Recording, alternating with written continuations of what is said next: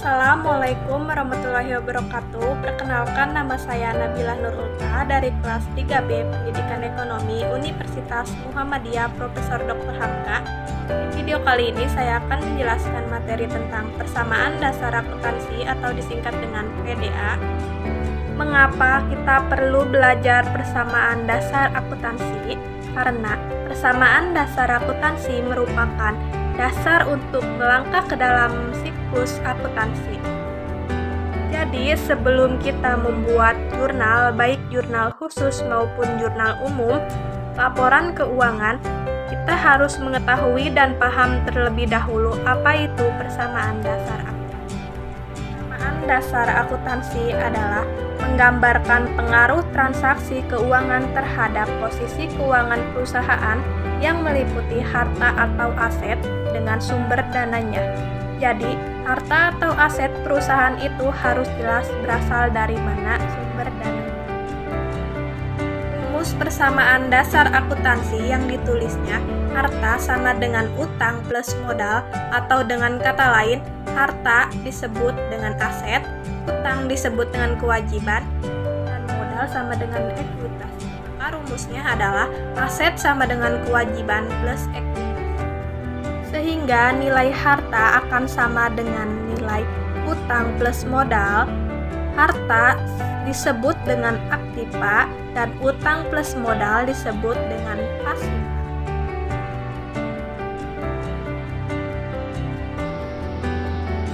Selanjutnya, kita akan membahas unsur-unsur persamaan dasar akuntansi.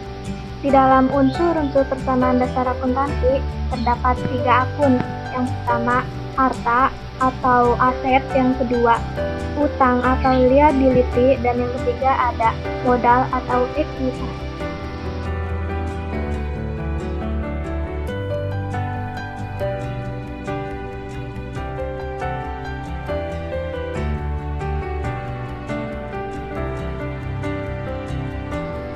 Unsur yang pertama dalam persamaan dasar akuntansi ada harta atau aset.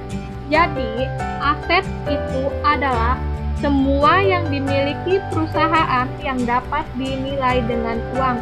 Contohnya, gedung, kendaraan, dan komputer.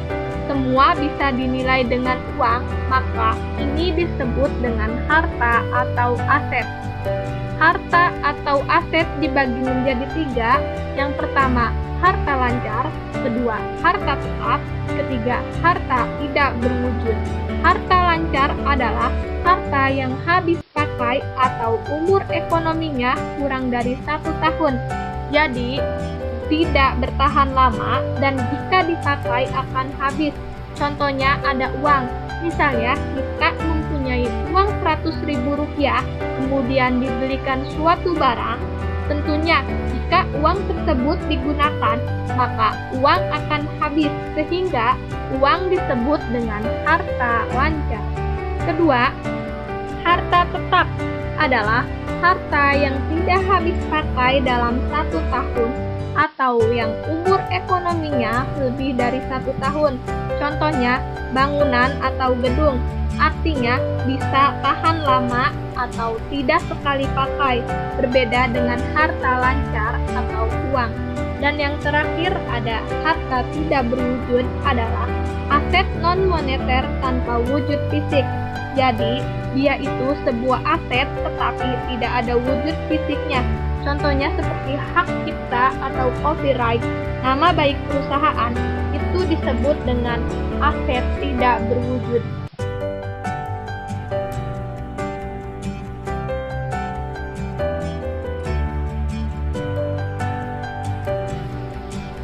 Ada beberapa akun-akun aktiva. Yang pertama, kas. Kenapa kas bisa masuk ke dalam akun aktiva? Karena kas ini adalah milik perusahaan. Kedua, tanah. Ketiga, bangunan. Keempat, wesel tagih. Kelima, piutang usaha. Jadi, piutang usaha ini adalah ketika kita memberikan kredit kepada pihak lain, berarti pihak lain itu harus membayar utang tersebut kepada kita, sehingga itu termasuk ke dalam akun aktiva. keenam peralatan, ketujuh perlengkapan. Nah, kalian harus mengetahui apa perbedaan antara peralatan dan perlengkapan. Peralatan itu contohnya seperti kita membuka usaha konveksi jahit, peralatannya itu adalah seperti mesin jahit. Sedangkan perlengkapan itu benang atau jarum, tapi itu semua merupakan kepemilikan dari perusahaan, sehingga masuk ke dalam akun hak kita. Dan yang terakhir ada beban dibayar di muka, contohnya adalah kita membayar gaji karyawan bulan November, sedangkan gaji di bulan Desember itu sudah dibayarkan oleh perusahaan pada karyawannya. Nah, itu termasuk ke dalam beban dibayar di muka. Dan kita yang berhutang kepada karyawan, tetapi karyawannya yang menghutang kepada kita karena gajinya sudah dibayarkan terlebih dahulu.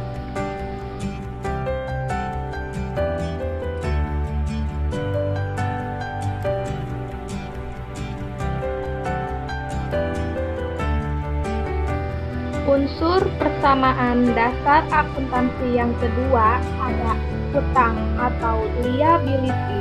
Jadi, hutang merupakan kewajiban perusahaan kepada pihak lain akibat transaksi yang terjadi di masa lampau yang harus dibayar atau dilunasi. Jadi, hutang ini misalnya ketika kita menggunakan barang atau jasa tapi belum dibayar, sehingga setelah jatuh tempo atau sesuai waktu yang telah disepakati, maka harus dibayar atau dilunasi. Utang atau liability dibagi menjadi dua. Yang pertama, utang jangka pendek dan utang jangka panjang. Utang jangka pendek adalah utang yang harus dibayar kurang dari 1 tahun. Contohnya seperti utang usaha. Misalnya, kita mempunyai perusahaan, kemudian pergi ke tukang fotokopi, tapi tidak langsung dibayar atau dibayar 1 minggu setelahnya. Selanjutnya ada pendapatan diterima di muka. Kenapa pendapatan diterima di muka? Ini termasuk ke dalam utang. Contohnya, kita seorang penjahit, ada konsumen yang mau menjahit bajunya, kemudian konsumen tersebut sudah membayarkan uangnya, sedangkan bajunya belum jadi. Baju itu adalah hutang yang harus dibayar kepada konsumen. Selanjutnya ada beban yang masih harus dibayar. Contohnya, sekarang kita sudah bulan Januari, sedangkan gaji karyawan yang bulan Januari itu belum dibayarkan. Berarti perusahaan itu mempunyai hutang kepada karyawannya untuk menggaji yang bulan Januari. Yang terakhir ada wesel tagih. Utang yang kedua yaitu utang jangka panjang adalah utang yang dibayarkan lebih dari 1 tahun. Contohnya ada hutang bank dan hutang hipotek. Contohnya seperti kita meminjam uang ke bank sebesar 100 juta rupiah, tidak mungkin kan uang yang 100 juta rupiah itu langsung dibayarkan dalam jangka waktu yang pendek. Pasti akan dibayarkan dalam jangka waktu yang panjang karena ada angsuran-angsurannya.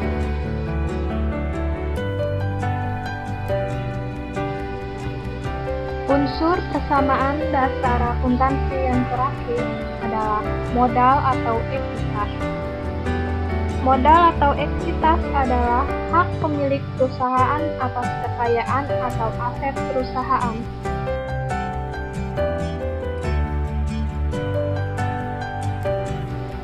Ada beberapa akun-akun yang mempengaruhi modal. Yang pertama, pendapatan. Kedua, beban. Ketiga, price. Pendapatan adalah penambahan ekuitas pemilik yang diakibatkan oleh proses penjualan barang atau jasa kepada konsumen. Sifatnya ini menambah modal. Kedua, beban.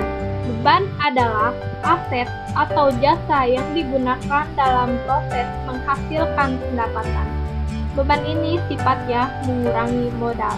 Contohnya seperti kita memiliki karyawan dan harus membayar gaji karyawan, jadi gaji karyawan itu disebut dengan beban, sehingga beban itu sifatnya mengurangi modal. Dan akun yang terakhir ada bribe. Bribe adalah pengambilan uang perusahaan untuk keperluan pribadi. Sama seperti beban, sifatnya mengurangi modal.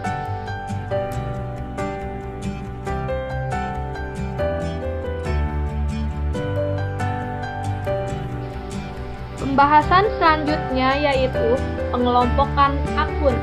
Terdapat dua pengelompokan akun, yang pertama akun real, kedua akun nominal.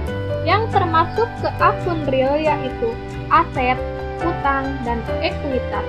Biasanya akun real ini dicatat dalam neraca. Dan yang kedua ada akun nominal, terdapat pendapatan dan modal. Biasanya akun nominal ini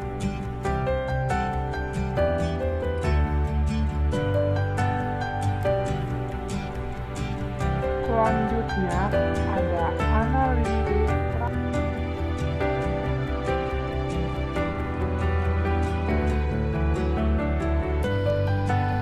Selanjutnya ada analisis transaksi persamaan dasar akuntansi.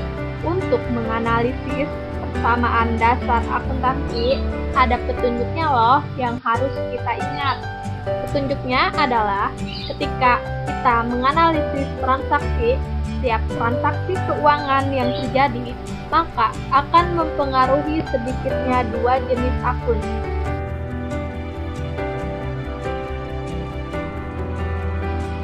Kita langsung saja yuk ke contoh analisis transaksi persamaan dasar akuntansi.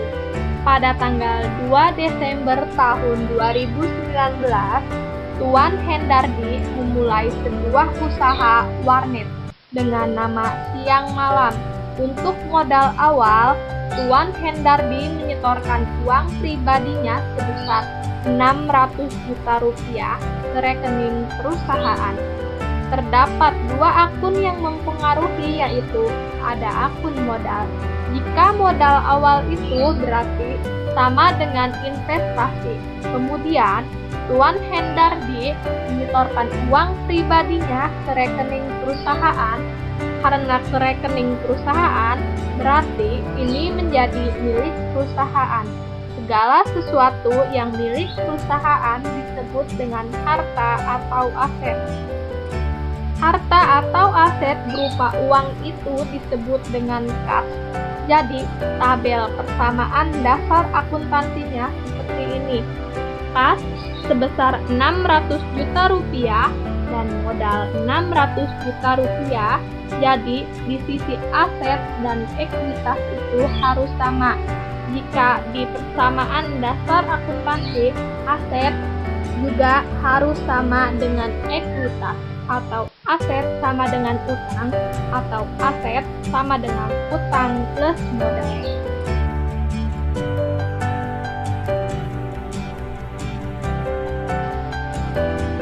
Transaksi selanjutnya pada tanggal 5 Desember tahun 2019 dibeli perlengkapan secara kredit sebesar 2 juta rupiah dari toko Dua Bersaudara. Jadi, apa saja akun yang mempengaruhi? Di sini ada perlengkapan secara kredit. Berarti, jika perlengkapan masuk ke harta atau kas, kemudian kredit.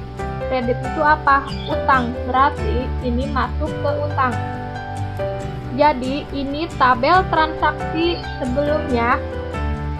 Untuk ke transaksi selanjutnya, jika saldo baru di sini, berarti di transaksi selanjutnya dia menjadi saldo lama.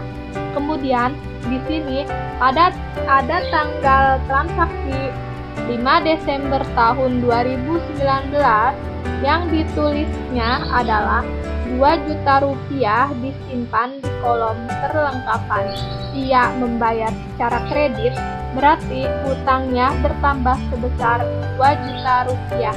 Jadi, saldo itu kasnya 600 juta rupiah, perlengkapan 2 juta rupiah, utang 2 juta rupiah, dan modal tetap sama 600 juta rupiah.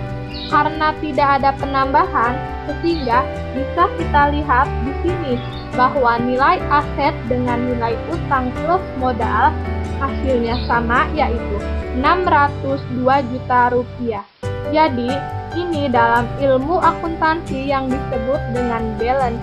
Artinya, tabel di sisi kanan dan kiri nilainya harus sama, tidak boleh berbeda.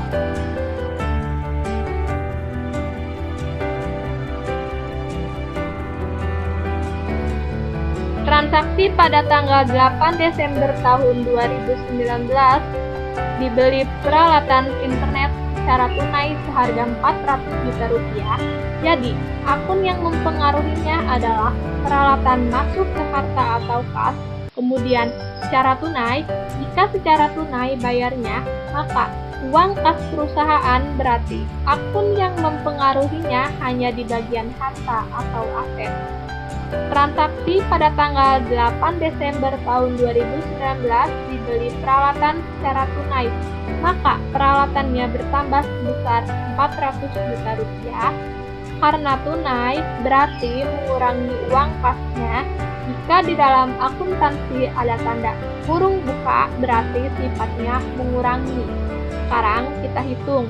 Awalnya kas 600 juta rupiah, kemudian dipakai untuk membeli peralatan secara tunai 400 juta rupiah, maka 600 juta rupiah dikurangi 400 juta rupiah, saldo barunya adalah 200 juta rupiah.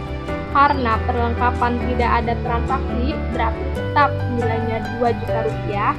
Karena membeli peralatan, sehingga di sini menambah peralatan senilai 400 juta rupiah. Di akun utang dan ekuitas tidak ada perubahan, maka hasilnya akan sama menjadi 602 juta rupiah di akun aset dan 602 juta rupiah di akun utang dan ekuitas.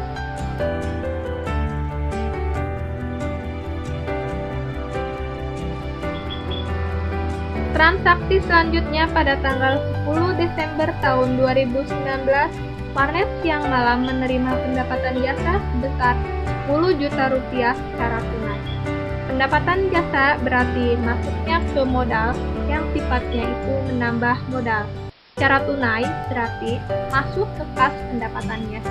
Tabel persamaan dasar akuntansi yang dipengaruhinya adalah kas sebesar 10 juta rupiah karena tunai, kemudian pendapatan jasa mempengaruhi modal sebesar 10 juta rupiah, saldo lama di kas 200 juta rupiah ditambah 10 juta rupiah menjadi 210 juta rupiah.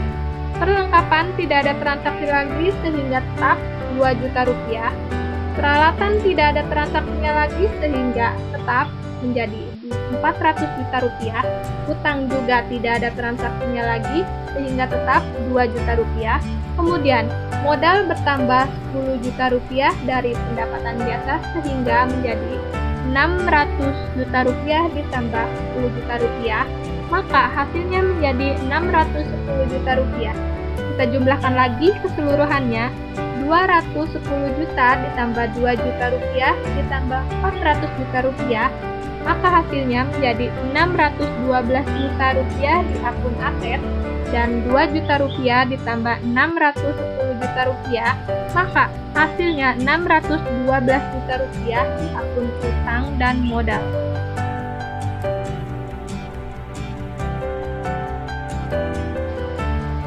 Transaksi pada tanggal 11 Desember tahun 2019 dibayar gaji pegawai sebesar Rp3.500.000. Dibayar gaji pegawai memakai uang perusahaan, maka akun yang dipengaruhinya adalah kas dan gaji itu termasuk ke dalam beban. Beban ini sifatnya mengurangi, jadi persamaan dasar akuntansinya seperti ini. Karena perusahaan membayarkan gaji, maka uang kasnya berkurang sebesar Rp3.500.000. Kemudian, karena beban itu sifatnya mengurangi modal, berarti modalnya berkurang sebesar Rp3.500.000. Kemudian kita hitung lagi sama seperti sebelumnya, kasnya 210 juta rupiah dikurangi 3.500.000 rupiah, maka hasilnya 206.500.000 rupiah. Di perlengkapan peralatan dan utang karena tidak ada transaksi, maka hasilnya akan tetap sama. Kemudian modalnya 610 juta rupiah dikurangi 3.500.000 rupiah, maka hasilnya 606.500.000 rupiah. Jadi jumlah dari akun aset 206.500.000 rupiah ditambah 2 juta rupiah ditambah 400 juta rupiah, maka hasilnya 608.500.000 rupiah. Sedangkan jumlah di akun utang plus modal 2 juta rupiah ditambah 606.500.000 rupiah, maka hasilnya menjadi 608.500.000 rupiah.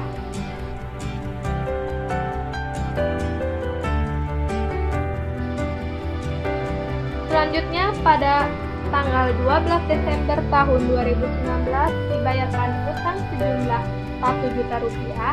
Jika utang dibayar, maka utangnya berkurang. Membayar utang menggunakan uang perusahaan atau kas, maka akun yang dipengaruhinya adalah utang berkurang dan kas juga berkurang. Karena kasnya digunakan untuk membayar, jadi persamaan dasar akuntansinya seperti ini. Yang dipengaruhinya adalah kas 1 juta rupiah berkurang, kemudian utang AU juga sama berkurang 1 juta rupiah. Awal kasnya 206.500.000 rupiah dikurang 1 juta rupiah, maka hasilnya 205.500.000 rupiah. Kemudian utang juga awalnya 2 juta rupiah, karena sudah dibayar maka berkurang menjadi 1 juta rupiah. Jadi utangnya menjadi 1 juta rupiah.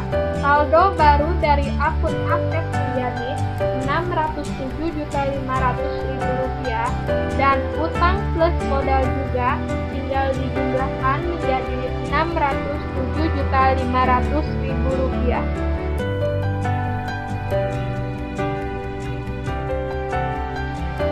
Transaksi yang terakhir pada tanggal 15 Desember tahun 2019, Tuan Hendardi mengambil uang tunai dari perusahaan untuk keperluan pribadinya sejumlah 3 juta rupiah. Keperluan pribadi maka masuk ke dalam akun Stripe, mengambil uangnya dari akun kas. Jadi akun yang dipengaruhinya adalah kas dan Stripe atau modal. Karena mengambil uang, maka uang kasnya berkurang 3 juta rupiah. Kemudian Stripe yang sifatnya mengurangi modal, maka modalnya akan berkurang 3 juta rupiah. Awal kasnya 205.500.000 rupiah diambil 3 juta rupiah, maka hasilnya 202.500.000 rupiah. Kemudian modalnya juga sama, 606.500.000 rupiah diambil 3 juta rupiah, maka hasilnya menjadi 603.500.000 rupiah.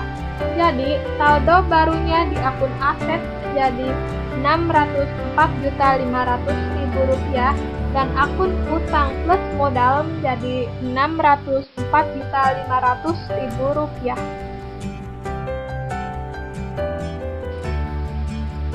Dari akhir saldonya, maka digabungkan tabel persamaan dasar akuntansi Warnet siang malam pada bulan Desember tahun 2019. Di sini ada kolom tanggal, kolom aset yang terdiri dari kas, perlengkapan, dan peralatan. Kemudian di kolom utang plus modal, dan kolom terakhir ada keterangan.